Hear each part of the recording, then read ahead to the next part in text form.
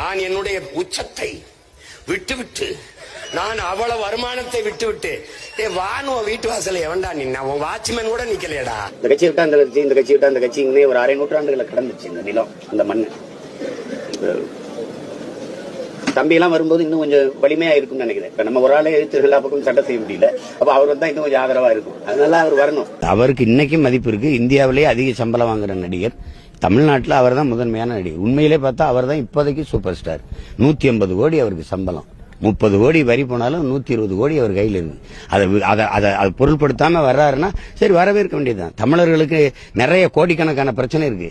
அதுல போராடுறதுக்கு நிறைய தலைமைகள், கட்சிகள் தேவைப்படுது. உங்களை எதுக்குறது, இவர் எதுக்குறது, அது எதுக்குறது அப்படி இல்ல. மாசத்தின் சொன்னதுதான்.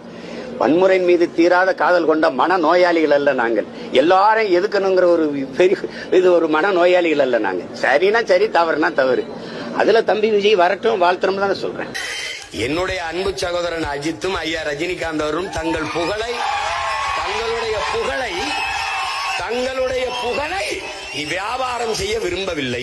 யாரோ வர்றாங்க, வரட்டுமே, அவரு விஜய் வரட்டுமே. ரஜினிகாந்த் ஆதரிக்கிறீங்களா? ரஜினிகாந்துக்கு எனக்கும் சம்பந்தம் இல்ல. விஜய் என்னுடைய தம்பி.